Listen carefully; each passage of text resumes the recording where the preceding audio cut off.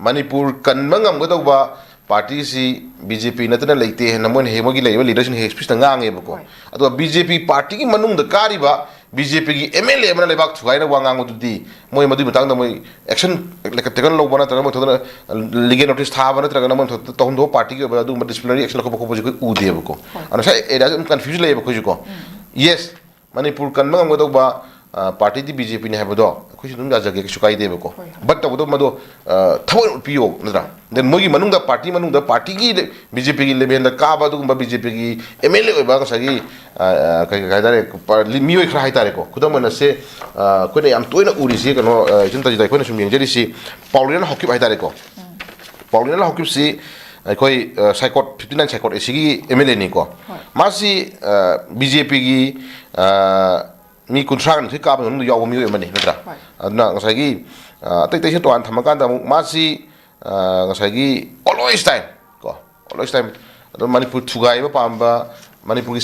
separatism pamba manipur da ki toan taning pamba manipur da ngsaigi prajas ki nukshin da hu kamba then manam ta haira su state manam thola su ngsaigi yamna nukshin na ko isa hau ki na hau ko ra su nukshin na ba ko porno hona si ga ba hi thamda ba ko ai khoi gi file phangdri ba kai ha gumba ai khoi gi file si kai no manipur je tongana taba podni pa mistra manipur gi amagi shu da lebadu ma terrorist na pami poto adugi sports person ila tare ko kuki gi terrorist na pamba kuki gi terrorist na ngang da wangang sangang kuki gi terrorist na shu da lebadu terrorist na to thawk sing dugi sports person na moina ngang ba gi type da mak MLA sa ngang mo se masida BJP gi leriba party gi leaders jina madu ngang ba yaroi madu tu hai ba yaroi madu to ba yaroi ga na sa si phau da sa gi e de single Moina disciplinary action को पगी नियम उदबजे मसिना मरम मोर कांदा Moina गांथोर बवासे खोइ हेक साइ era confuse कर लेको अदुना confuse कर ले ताजिता दुना नोइते को नोइते अदु लेडी फिल्म से खोइ कुपना यंग याबसी खोइ प्रजा की थाजबा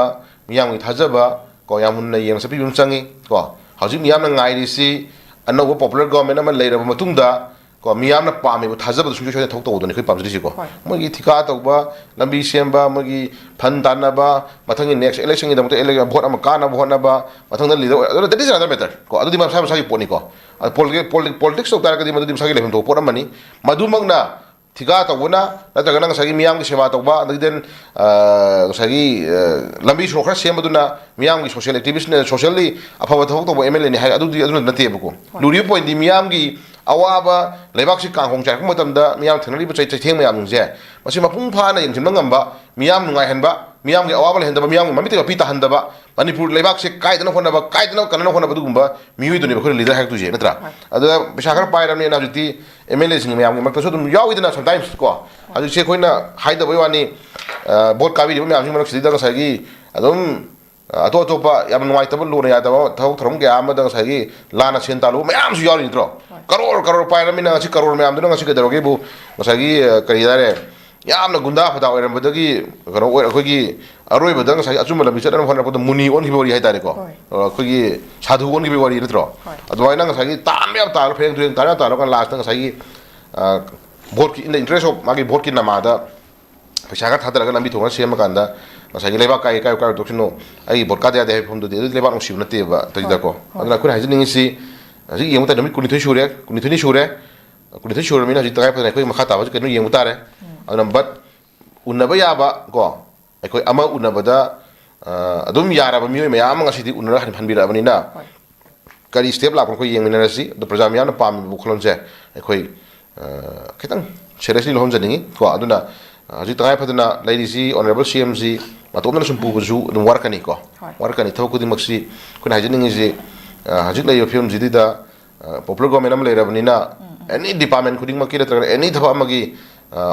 the officially ko thoka do order law do approval ko thaba ko do ba thaba haido ka do ba na tra na sagi any fund release on hona matam da my concern minister sing do ne yaw de altabnina hajid CM na madu beyond loin partial lai film lai tra adi CM gi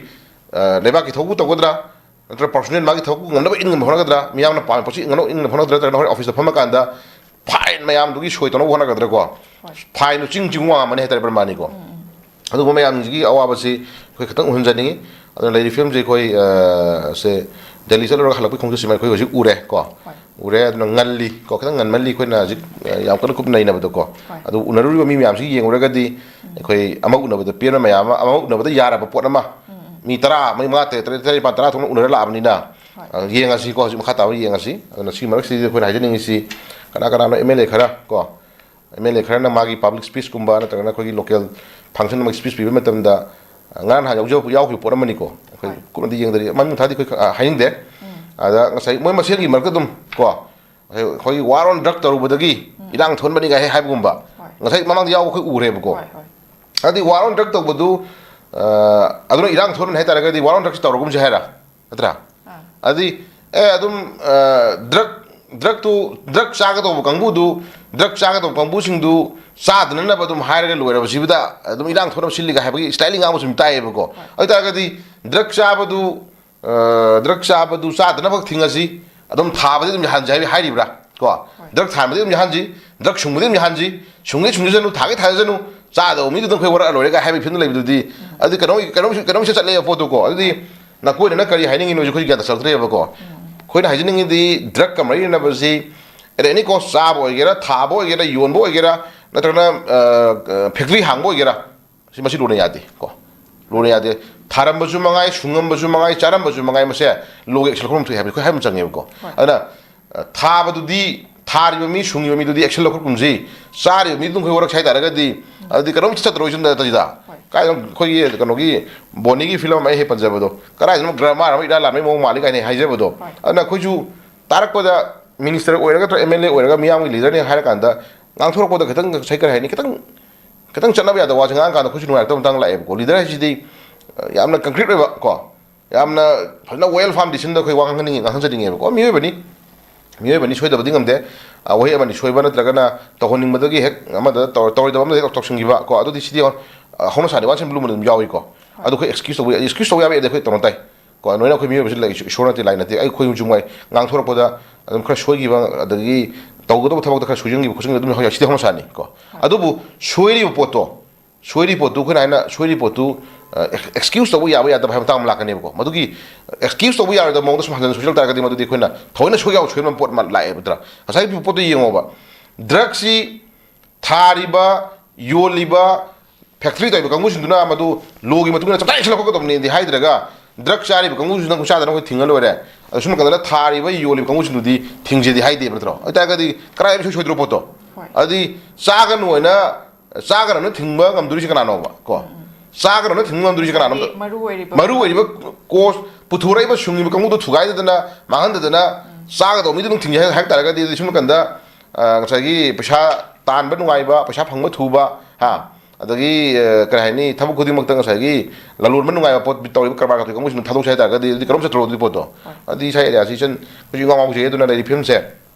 ai ba leader sing ngang thor poto katang yeng han janingi ko lai hai ba hitabana mani मियाम की social leader ओगे थ्रोक थोबि तारगा दी खुजु tension ए खुजु सागल लिको सागल tension या खुजु ना खुइ गसागी sometimes असोइबा रान मांगाना तारगा दी खुजु लेगम तो बतागम यावरे बको खुमनिंग pining को यावरे बको अदुबु